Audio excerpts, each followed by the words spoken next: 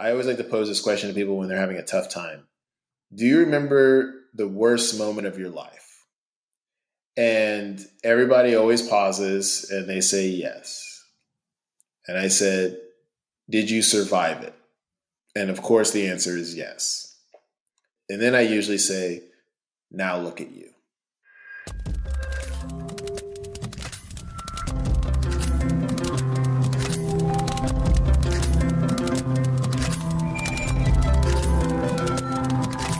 Hey everyone, welcome to Artist Decoded. This is your host Yoshino, and you're listening to episode 167 with keynote speaker, digital marketing guru, and all-around inspirational human being, CJ Johnson.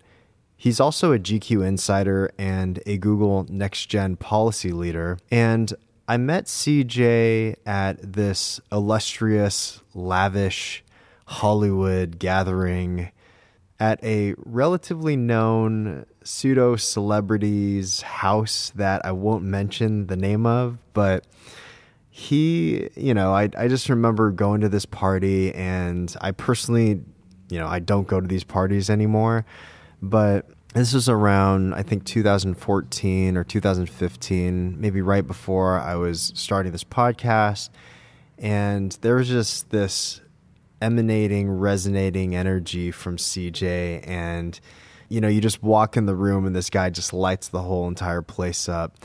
He just has this big smile and very positive energy, and I knew immediately that I would like this guy. We started to get to talk, and I remember having coffee with him directly, maybe like a couple weeks after we met, and in hindsight, him and I were going through a very similar thing during that time period. And we really connected on this human level, which I think you can tell in this conversation that him and I just, I guess, have a, I don't want to be so romantic with it, but have this soul connection maybe.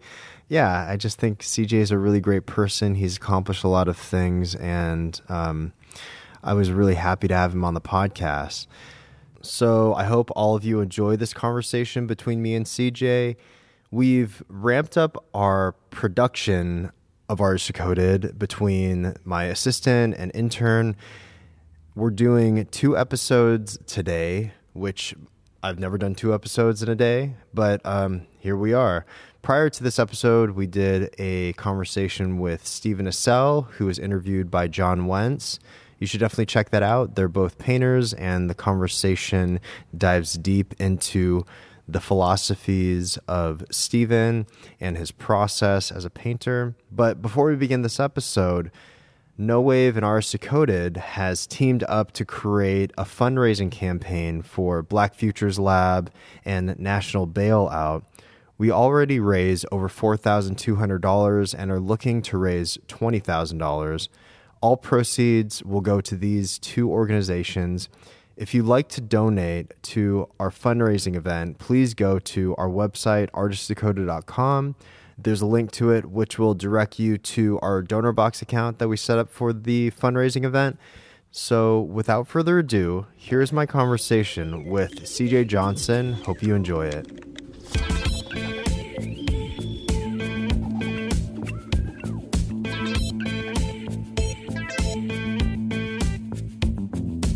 Before we get into, some of the like brand consultancy and the marketing things and the keynote speeches that you do, I want to ask you specifically about parenting.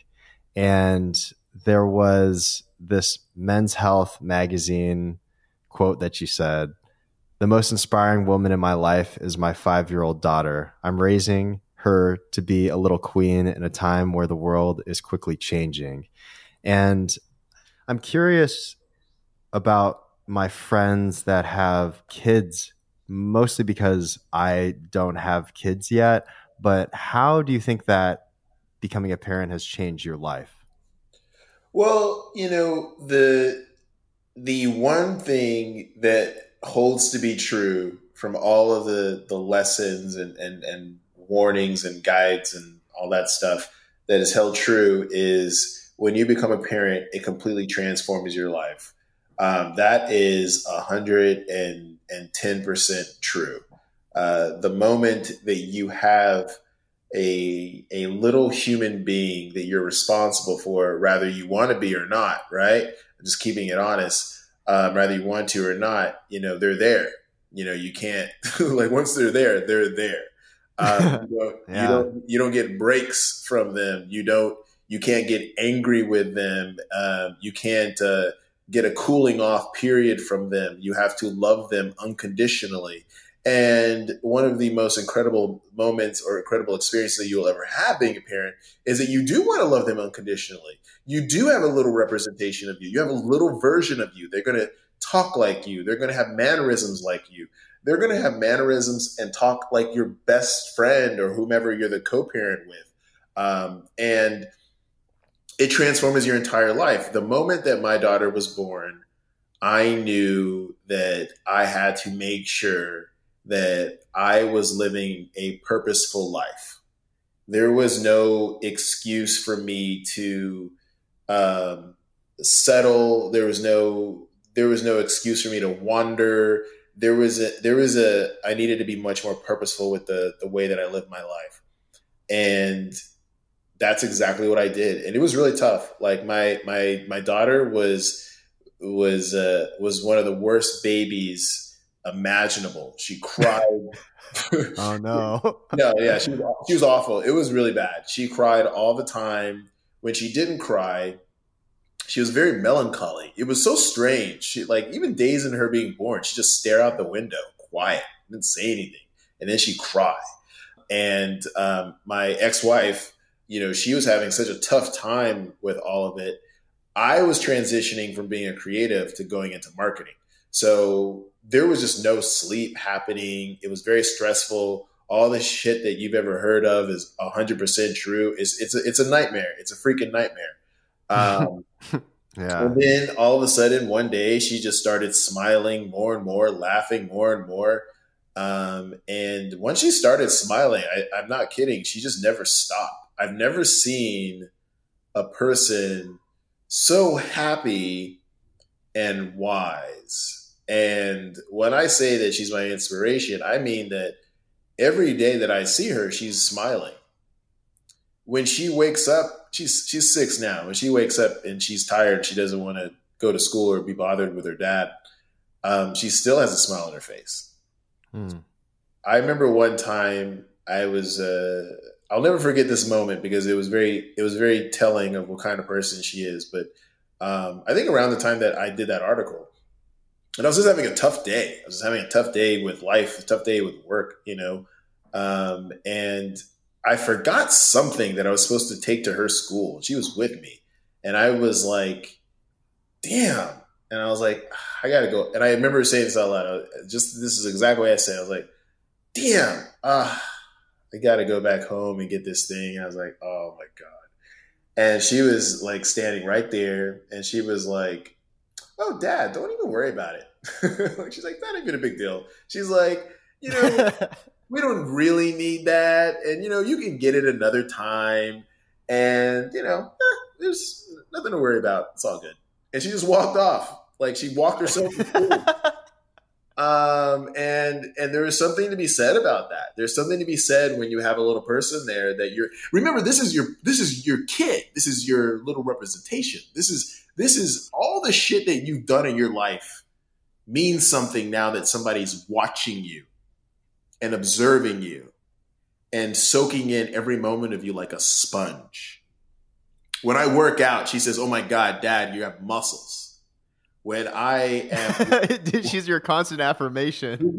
Bro, she's my cheerleader. She's my number one fan. She's the love of my life. I will never, ever, want to fail. Because, I would let her down and she probably wouldn't even care if I let her down because she loves me unconditionally. So she showed me a lot of lessons in love, a lot of lessons in patience, a lot of lessons in growth, a lot of lessons in, one of the things that when you're a parent, by the way, specifically when you're a new parent, you look for these teachable lesson moments, right? I can't speak for all parents out there, but I do know that this is very much a dad thing. Where, we're using every moment to offer a bit of wisdom.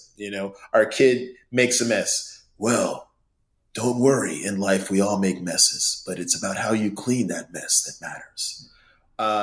That's what you're sort of like waiting for. And my kid, God bless her, her dad makes a living doing that, and then she has to like live with me. So for her, she's like, here we go again, Jesus Christ. But I'll never forget that when all this COVID-19 stuff started to happen, and she was having trouble like sleeping by herself. She loves to sleep with dad. She loves to sleep with mom. And I was like, no, you need to sleep in your room by yourself. And she was really upset with me. And she was just like, why? And crying. And I was like, let's break this down for a second. Like, what is it exactly that you're afraid of? And, she told me, I'm afraid of the dark. I'm afraid that, the dolls are going to come alive.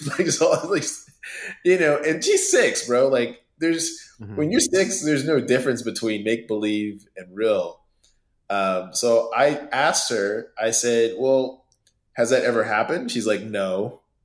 And I was like, well, you know what? Every day you close your eyes and it gets dark, but every day you also get to wake up and get to see the light. You just have to put it into perspective. And, I felt kind of bad afterwards, man. I really did, because I was like, you don't want to see your child sad or scared and shit. Like, you not only as a person, you don't want to see that, but seriously, you really do legitimately have physical, emotional ties to your family when you start having one. Like, it is true. You do develop a fucking Spider-Man sixth sense. You do want to protect them at all costs. So for me, it's like, oh, for God's sake, CJ, she just wants to sleep in bed, like, next to you. Like, it's not a big fucking deal.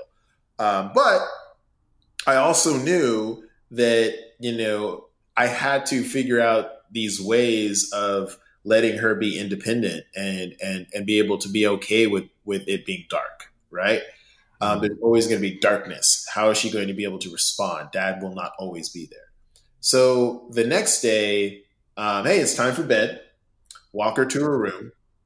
She gets in bed with a smile on her face and says, all right, good night. See you later. I was like, hey, wait. I go, wait a second. I go, what? Okay, I didn't say anything. Next night, same thing. So she did this 4 nights in a row where she just went to bed with a smile on her face. And I said, okay, listen. Finally, on the 4th night, I was like, hey, can you please just explain to me what changed? And she said, oh, I thought about what you said, and you were right. I was like, wow. Okay.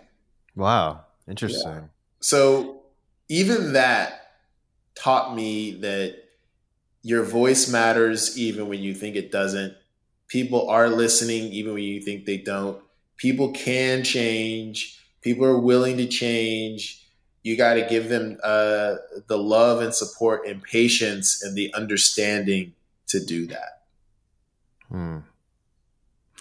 So looking through looking through those lenses and understanding that, what do you think it means to be an influencer? Well, for me, I really don't like using that term, only because of the negative connotation that that's associated with it. When you think of influencer, the first thing people usually think of is Kim Kardashian, or they think of these fucking fashion bloggers. Totally. And I'm a grown ass man, so I'm neither of those things. So when I think of influence, I think of it in the way of contribution. I've always been about contribution. I've always been about giving back to the community. As a creative, all I wanted to do was inspire or have people or challenge people where they started thinking critically about something. Any film, television, photograph, any piece of art that I ever saw that intrigued me was challenging. So I understood that that's the way that I like to tell stories. So as an influencer, I don't care about superficial things. I would much prefer to have you engage with me in a way of support, which is easier said than done. But I always wanted to make sure that I am I am showing you clear examples of working hard produces success. Being patient produces success. Living on your own terms produces the life that you want to live. Yes, you can manifest it. No, it doesn't matter what color you are, how old you are, where you're from. I mean, most people, they see my lifestyle and they make a lot of assumptions, which are great because I get to explain why I live the way that I do. I used to live in a. I was couch surfing for like maybe like 2 years while I lived in Los Angeles. I mean, at one point I was homeless, living in my car. Wow. How long were you doing that? My man, I was living in my car and couch surfing my senior year of college in Los Angeles. So not only was I doing that, but I was also an intern at MTV Series Development and working at 24 Hour Fitness. So if anybody has, and I graduated with honors. So if anybody were to ever tell me that they can't do something, um, I'm like, you're full of shit. Like either you got it or you don't. Either you're willing to put in the work or you don't, or you can't. If you see me traveling around the world sipping on a latte and you're in Cleveland in a cubicle and you're like, maybe, man, I wish one day that could happen. DM me, message me, email me, leave a comment on my post, like a post, whatever. Ask me how I got it done and we'll have a conversation. That's what being an influencer means to me. Yeah, I mean, that's it. I mean, the fact that I'm able to do these really cool things. Well, I remember telling this to a really good friend of mine. I'm like, I'm literally doing all the things that I wanted to do. Like, I don't care about designer clothes. Like, I don't want to put in the money to get designer clothes. But if a designer clothing company gives me designer clothes and then pays me on top of that to wear it, I'm literally living the dream. If I want to go to if I want to go to Bali and you're offering me a trip to Bali and you're paying me to be in Bali to live a luxury travel experience, okay, duh. I mean, it's a life hack, And by the way, ask me how I did it, and I'll give you the answers. I mean, I'm not fronting on anybody. Totally, yeah.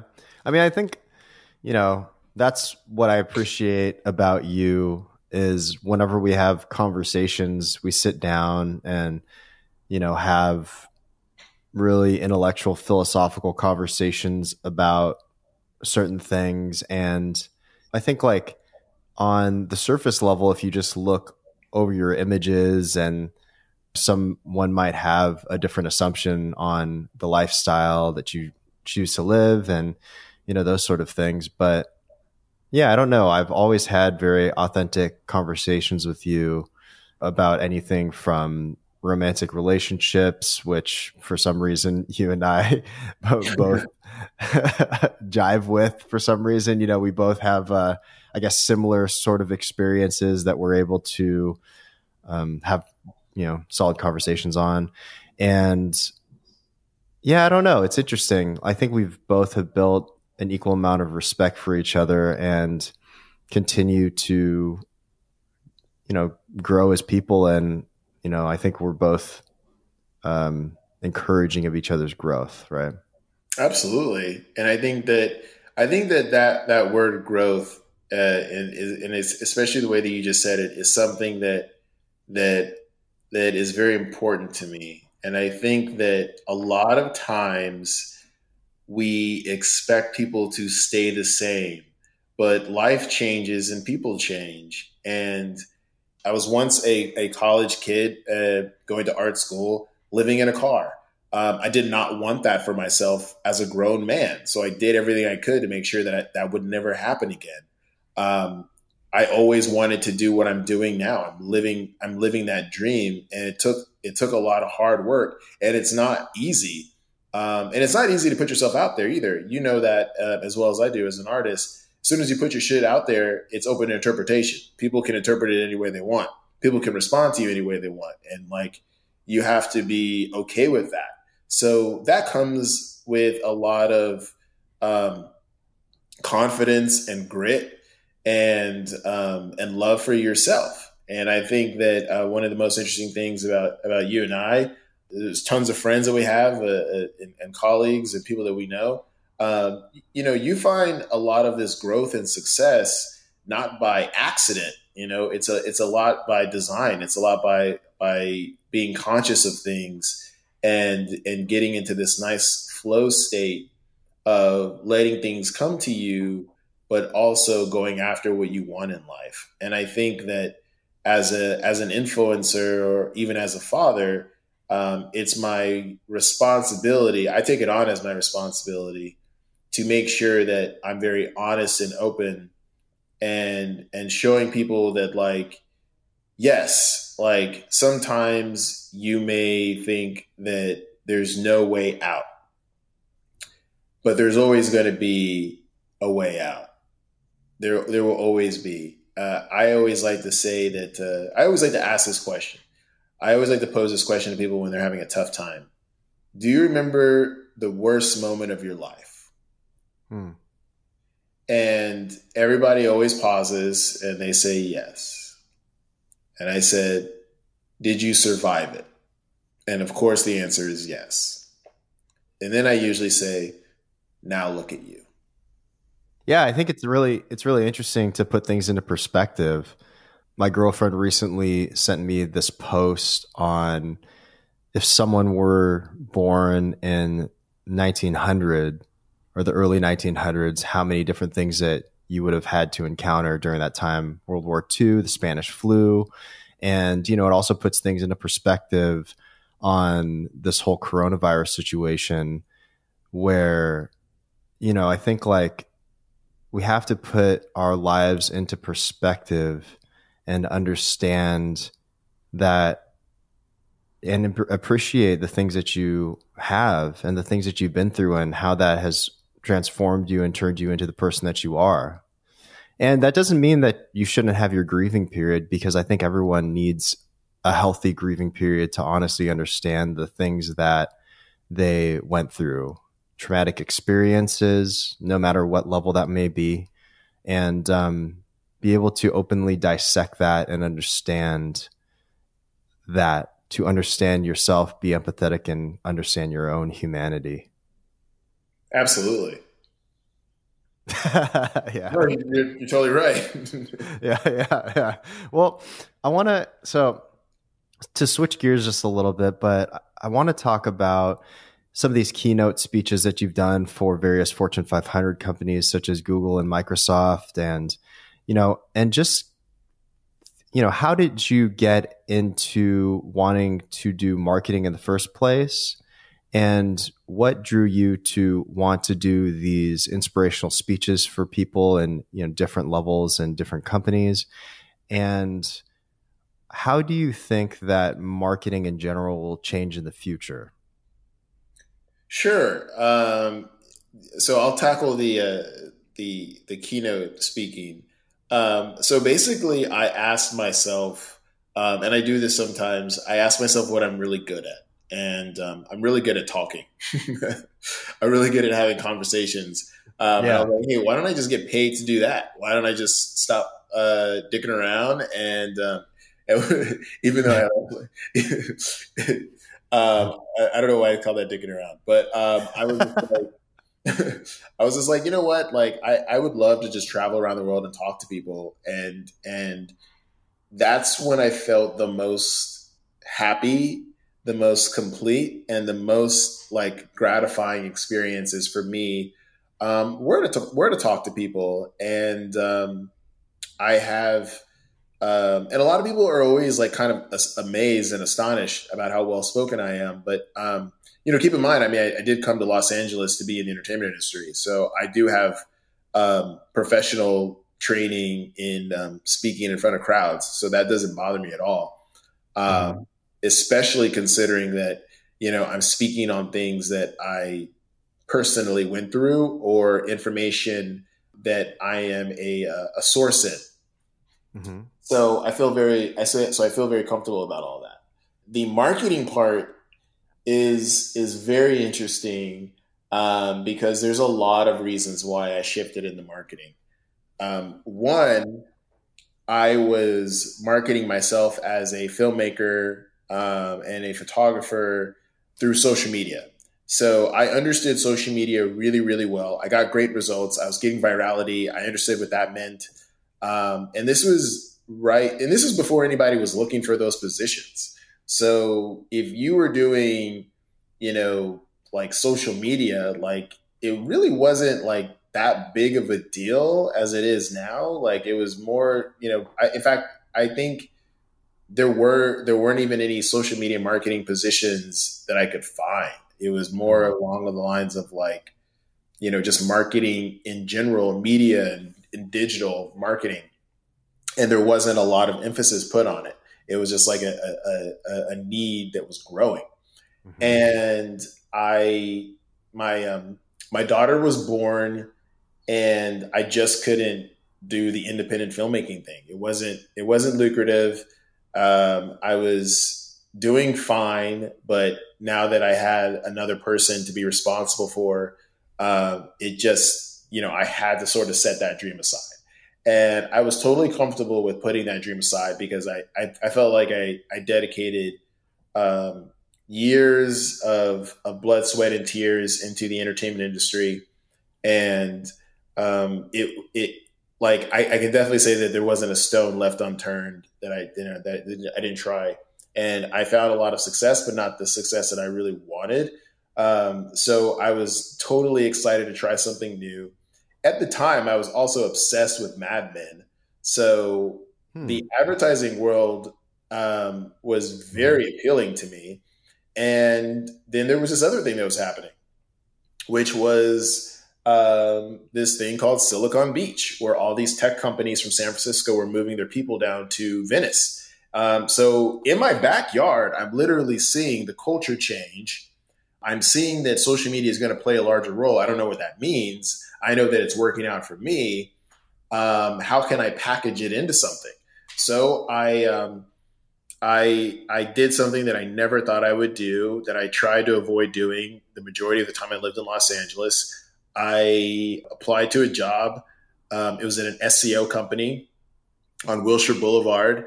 So it was, and I was taking on the role of being a social media something. I can't even remember what it was, but I would be reporting to somebody that was probably, I think like maybe 8 years younger than me, I think. I mean, she was super young.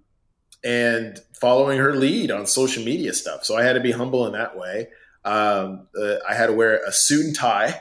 So there was a dress attire, and it was a cubicle. It was a boring ass office building in Wilshire. It was every morning I'd have to walk down this hallway where there was this blinking fluorescent light overhead, and have to walk all the way to the end of the hallway to this door. So every morning I was walking to my nightmare every morning. And interesting metaphor. Yeah, it was awful. It was awful. And then, like I told you in the beginning of this interview, my child was also awful, and my wife was very unhappy. So I went in there, and this is true story. Under a year, the CEO fired half the team, and he actually hired me in the first place to replace the person that I was going to be reporting to. And we had 18 clients, different industries, everything from Ferrari to everything you could think of, to the local dentist office down the street, optometrists. And I was overseeing the digital marketing from every aspect of content creation to SEO to tweets to Facebook posts for 18 different clients with a team of 6. So under a year, I learned so much about social media marketing. Every trick, every event, conference that was going on, my CEO sent me to it. And then eventually I quit after I got a signing bonus, I actually got us new clients. So I got a couple of bonuses, and I was out. And as soon as I was out, I grabbed my first client, turned that into me being a very successful on-demand um, on-demand digital marketing guru. All of my clients were in Santa Monica. They're all like within a mile of each other. So I would just literally be going into one conference room to another. And that's literally how I became who I am now. And yeah, eventually at a digital marketing agency. Then after that, X, Y, and Z. So have you read? Okay, so I read this marketing book a while ago by Seth Godin called The Purple Cow. Mm-hmm. When you look for companies to work with for marketing, so if people haven't read The Purple Cow yet, Mm-hmm. it's essentially about getting behind good products. So not trying to essentially polish a turd, but finding good products that will sell themselves. So when you team up with these companies now, what do you look for within those companies to want to work with them? That's a fantastic question. One of the things that I'm always looking for is I'm always looking for opportunities to be with companies that are trying to do very innovative things, and brands and companies that are kind of like their industries are in my wheelhouse. So it makes sense for me to like team up with like Google, for example, because Alphabet is doing so many cool things technologically speaking wise, or to team up with Robinhood because they're disrupting the stock trading environment, or team up with Supreme New York because they're a dope brand. So I look for opportunities to affiliate myself with brands that I already know quite a bit about, or learning about, know about, affiliated with in other ways. Also, just to see the potential. I think very early on in the process, it was very much, when you're in the digital marketing game, it's like get as many clients as you can so you can get as much money as you can. There's no way around that, right? But once you start to gain a reputation, the reputation that I had was like I was kind of cornering the market with influencer marketing, and just having like a nice, my creative background allowed me to have a nice creative aesthetic to everything that I was doing. So branding was everything from your voice to the visual aesthetics of your company. So I really enjoyed working a lot with startups, and from technology, fashion, travel, just really cool ideas. And then it just sort of evolved. It sort of evolved into, okay, now it's not just startups. Now it's like large corporations. Okay, now they're not necessarily even asking me to do their marketing for them because they have these full blown out marketing teams. They're killing it, but they are looking for faces. They are looking for voices. They are looking for different perspectives. So for me, I try to stay away from companies where I don't believe in their corporate message. I don't believe in their culture. A lot of times, if they don't have a culture and they're kind of coming to me to sort of create that for them, I will avoid those type of projects as well. I can definitely tell you that I'm very open-minded, and there's like my own little assessments that I do to make sure that I feel comfortable enough to work with different companies and different organizations. But again, like if it doesn't necessarily fit with who I am, and there's not a lot of transparency there, there's no way that I would feel comfortable working with you. In fact, that's like probably an issue that a lot of people don't realize, is that there's a lot of companies out there that don't offer a lot of transparency. So a lot of times when you hear something like, oh, this celebrity endorsed this product, but did you know that they do that? Or did you know they do this? I hate to say this, but it's like nobody's really doing their due diligence to know all of that. If somebody comes to you and they offer you a check and you need a check and it's doing what you do, hopefully you have a team member or representative, or you yourself do some research on that brand. But that brand, if they're smart, they're not going to put that shit out there for public consumption. Like, you'd have to do some digging. There's a brand that was doing something. They were doing an event. This is before the pandemic hit. They were doing an event for climate change, and I invited one of my friends to come with me to the event. And my friend was like, "I don't support that organization." I said, "Why?" And they said, "Because they're it's ironic that they're putting on this event because they're one of the biggest polluters on the planet," or something like that. They said something to that effect. And I didn't know that. I had no clue. I would I never would have agreed to do that if I would have known that. And I was like, "How did you even know that?" And they're like, "Oh, like I did this research or something." And I'm like, I would never even think to do that. Like, nobody's coming to me being like, "Hey, can you come to this event that's going to be for a big." Yeah. I would never think that.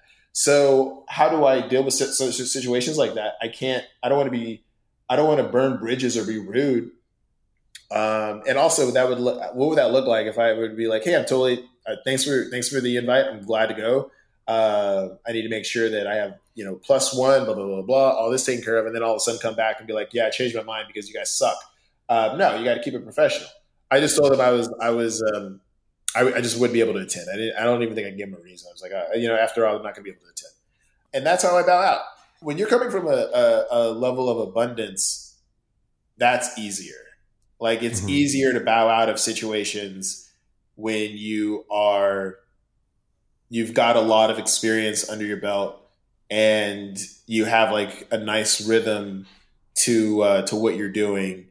Then you're able to really take things to, you're able to like pick and choose. Definitely. And when you're coming from scarcity, it's harder to do that. But one thing I will say is from experience, you have to be patient. If you're not getting a lot of clients or a lot of business in, a lot of projects in, and the ones that are coming up are like kind of whack, it's your own prerogative what you do with it. But from my experience, it's probably better that you pass on it. If your heart's not into it, you should pass on to it. There's tons of red flags out there. As a marketer, one of the biggest things that happen that, again, people are not very aware of is that everybody thinks they're ready. So nobody ever has the conversation of like if they are ready or not. They just always think they're ready. So what does that mean? That means that maybe you may not have a budget, but you want to get a ton of influencers. Maybe you have like a huge budget and you want to spend every single dime, but you have no idea what you want to get as your return on investment. And you come to someone like myself, or you come to a different marketer, and some will take advantage of you and make sure they get a nice payday out of it. For me, I'm like, well, if this isn't going to be successful, and I'm going to be, spending a lot of time, trying to figure out what it is that I'm going to make the job harder on myself, the money isn't going to be worth it. And I've seen that happen in a lot of situations, especially when it comes to influencer marketing, because, one of the things that a lot of companies say, which is kind of weird that they would think this, but they would say something along the lines of, well, our product is that awesome. So of course they would want to get a free product and just do X, Y, and Z for us for free. And I'm like, the hell are you talking about? Yeah. I mean, I think there's this thing ingrained within capitalism of meritocracy and people having a culture of becoming opportunistic. And I found this quote from Alfred Hitchcock. And I saw this a while ago, and it was actually the beginning of this TV show that I currently forget the name of. But there is nothing to winning, really. That is, if you happen to be blessed with a keen eye an agile mind, and no scruples whatsoever. And I think, really touching on that no scruples part, because there are a lot of people, and, we're kind of talking about like the culture and the morals behind having a company and a corporation. And I think there's just a lot of people in general that don't have very good morals. Correct. When it comes to business as well. And that's unfortunately ingrained within this capitalistic idea. And that gets trickled down to people that consider themselves influencers and yada, yada, yada, so on and so forth. But I guess that's what I like about having these conversations with you, because I think you and I share very similar morals, especially when it comes to the work environment. Maybe not especially when it comes to the work environment, but just in general, as an in general thing. And so why I also want to bring you on this program is to share some of your experiences on working with corporations and, kind of the intricacies behind that. Right. But also, from the marketing standpoint, let's say, there's a director or different creatives that want, like an illustrator, for instance, that want to work with these companies. What sort of advice would you give to them? I would say that the world is changing so rapidly that, we're all sort of aligning ourselves with brands that more so fit with that are in alignment with our principles and core values. So I think that it's totally okay for you to pass on opportunities that may not be in alignment with what you're doing. With anything, rather be a top 50 Fortune 500, a top Fortune 50 company to a small startup to a venture project with your friends. You want to make sure that your heart is into it. You want to make sure that this is something that you want to be affiliated with for a long time. Even if it won't be a long time, you just want to be able to make sure that you're passionate, that you're invested in what you're doing. And when it comes to that process of, like, you really have to understand yourself. And if you don't know yourself, you just really need to allow yourself to explore and to ask yourself really good questions. It's always been really tough for me because I've been doing this for, 9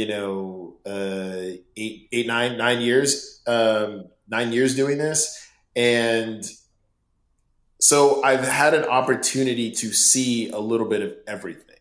So there's instincts and whistles and alarm bells that go off in my head when something doesn't seem right. First of all, if anybody ever offers you a project or any sort of job opportunity and it sounds too good to be true, that it usually is. I always get a little bit hesitant when people are like, and then you get this out of that. Like, they tell me how amazing it would be to be affiliated with them. And I may not know a lot about them. That's always like a red flag. Because I'm like, dude, if you're selling that hard to me, no thanks. Yeah, you just want to make sure that you're a part of projects that you care about. And I always get asked the questions of, like, would you do it for free? Would you do it for pay? Blah blah blah. And I've always said that, like, I think that always depends on your level of expertise and your body of work. When I was when I was starting to be a photographer, all I did was take photos. Like, that's it. I did it for free. So I could build up my portfolio. And then I built up a portfolio big enough I can cherry pick the shots, because I knew that, I would only be showing off like 8 to 12. Then Instagram came out and I was like, oh shit. Like, now nobody cares about portfolio. They care about your Instagram. And that changed the whole name of the game. In a lot of ways. So it really is about being a part of something. But, I always loved photography, right? I never lost my passion for it. So it didn't matter that it evolved and changed. So yeah, you need to know you need to understand what your purpose is, and make sure that whatever job opportunities you have, it's in alignment with your values. You also need to be okay with adapting, which is probably the buzzword of the year is adapt. Um, Yeah. So, especially in the creative world, because technology has evolved. So, somebody that may have been an expert into something, they're going up against somebody that may not have the same experience, but they have access to things to make their work look just as good as yours, if not better. So, it really is the time for you to sink your teeth into things that you're passionate about, not necessarily things that you're not passionate about. You should not be chasing after a paycheck. That will never bring you happiness. I've done that before, and it's excruciating. And the really cool thing that I can say about that is that I have perspective in that I get to see what happened to some of those opportunities that I was like, taking on just for a paycheck. Like now, years later, I can look back and be like, well, whatever happened to that? I'm like, oh wow, that nothing happened with that. Like no, like it didn't turn into this like gold mine. That was a waste of my fucking time. Whatever happened to that person? The things that you really have to like make sure that you are doing things for the right reasons and be much more intentional about it. Yeah, I mean, I totally agree. I think that people can potentially be easily seduced by, and this goes back to the idea of meritocracy as well, but, people are easily seduced by things that they think that they should be doing. Right. And I mean, you could even bring this back to Simon Sinek's, if we're talking about business sort of motivational oriented books, like Start With Why, and really understanding the purpose for why you're doing a thing, I think is something that should be considered I mean, it says in the title, it's start with why. Like, why are you doing the thing that you're doing? Yeah, and to really expand on that, I've been fortunate enough where I can ask these questions to a public forum and get collective responses. And two things to share with you that I think are really interesting observations. One, I'll never forget, I asked this to Twitter. I have over 100,000 followers. And I was like, what would make you happy? Like, what would make you feel happy? And an overwhelming response was money. An overwhelming response of like hundreds of people responded with money. Like that would make them happy if they had more money. If only they had more money. And I thought that was so intriguing and interesting in that you're chasing after something that isn't real. Like you're chasing after just the way I posed the question of what was your worst moment? What was your happiest moment? Like what was the happiest experience that you've ever had in your entire life? And ask yourself, how did money play a role in that experience? Now, if your happiest moment of your life was swimming in a pile of gold like Scrooge McDuck, that's awesome. If you spent like hundreds of thousands of dollars on a wedding ring and you proposed and that was your best moment of your life, like I get that, but I mean, like, who are you with? What were you doing? Some of the best moments of my life were, me at a concert with my best friend, or me running down the beach during sunset with my daughter. Like those are happy moments. Money can't buy that. What money can do is money is a necessity in the way of like, we live in a capitalistic society, so we need it to survive. So if you think of it that way, like you need it to survive, not you need it to be happy or to be successful, then you're already winning the game. Whenever I used to do photography for free, I remember my ex-wife at the time was so annoyed with me. She was just like, what are you getting out of this? And I couldn't explain it at the time. And that was only because I wasn't studied up on all the things that I'm studied up now. I was still in the process of learning. Now I can tell you the reason why I was fucking doing it was that I was creating my own style. I was creating my own vision. I was practicing. I was getting in the rhythm of shooting. I was understanding how to troubleshoot. Now I'm so happy that I did it because some of the shit that I do now is like, it's a reflex. I don't even have to think about it. And if I wouldn't have known to do that if I didn't do it then. There's questions that I can answer through experience, not through money. Like money didn't get me anything. I've lost money, been broke as shit, and I've had all the money in the world where I was so bored with my money. I literally was like, we might as well just go to Rodeo Drive and just do some shopping. I've done that. I've done that. I've done that. I know what that looks like, and I can tell you that like it didn't change. It didn't bring me happiness. It didn't change. You know. Yeah. I just imagine you know, in your summer hat, frolicking around with a bunch of daisies, going down Rodeo Drive. I mean, this is a true story, and I think there's a large number of people that, you know, would want to do this for their family too. But my girlfriend at the time, who was also my business partner, and my daughter, we just decided to go splurging. So we went to, I think first we went to Adidas, and I spent like $1,000. I think I just spent like $1,000 on just shoes and clothes in there for us. And we didn't need it. I just wanted to splurge on us. And the reason why I dropped that, because for some people $1,000 is not a lot of money. For me, I've never spent that amount of money on clothes before, let alone just to do it just to fuck around. But I'll never forget that my credit card company, or not my credit card company, my debit card company, whatever, my bank was like, they're like, your card was obviously stolen because you don't spend money like this. Mm-hmm.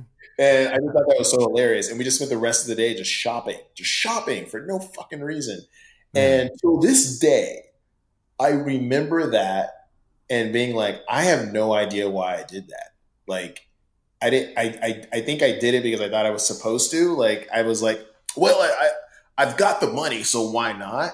Mm-hmm. Oh my God. It was so vapid and stupid. And by the way, I remember having a conversation with the person that was my girlfriend at the time, who was now my ex-girlfriend. And I remember mentioning that story and her being like, yeah, I remember that. Like, you know, that was really weird that we did that. So even another person that I was with observed the same thing I did. And by the way, you know, it's like, so money didn't necessarily buy happiness. And, you know, like I said, that's my ex-girlfriend. So like money didn't keep the relationship together. You know what I mean? Like, all that shit is superficial. This is what I can say. Because it's different strokes for different folks. You know what I'm saying? You find happiness and success with whatever field you're in by understanding who you are as a person and being okay with that. And not necessarily chasing a goal. And I'm not telling people out there to not have goals.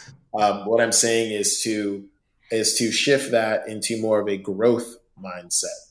Like, there is no end in sight. You go to the gym every day, not so you can have a perfect summer body. You go to the gym every day because it makes you feel good, and you know it's healthy, and you know you'll live a longer life. You know you'll have more energy. You know you'll glow more. You know you'll look better. You know eventually you're going to get to exactly what you want to look like. And if you don't, you don't. But you put the work in, so you can never say you didn't try. Mm-hmm. And that's the same way that I would look at, you know, being a creative, being a marketer, following after your dreams, is look at it in the way of growth. Look at it not in the way of a goal, but growth. You know, why are we doing a podcast together? You know, it's we have conversations like this all the time privately. You know, we're doing this because of growth. You know, you wanted to create a platform where you were able to spread different messages and give people different spotlights. People that are tuning in because they want to grow themselves as well. So we always have to make sure that we always have a growth mindset. I couldn't agree more, man. Yeah. I think something that comes to mind is just being process oriented and enjoying the journey and not being so focused on what that result will be, because it allows you to be surprised by the journey of just living and experimenting and understanding things and coming to new understandings and new conclusions. So the result isn't important. The result is the result. And that result will end whenever you cease to exist on this planet. But until that point, might as well make it the best that you can. And yeah, man, no, I appreciate you for doing this. Like, I'm glad that I was able to bring you on the podcast, and thank you for giving us your insights. And I always enjoy having conversations with you. Oh, absolutely, brother. Yeah, same here. And thank you so much for having me on. And this is great. Yeah. Another episode down of Artist Decoded. Ah, yeah. Oh, yeah. All right, man. It was good talking to you, man. Good talking to you, brother. All right, man. Take it easy. All right, you too.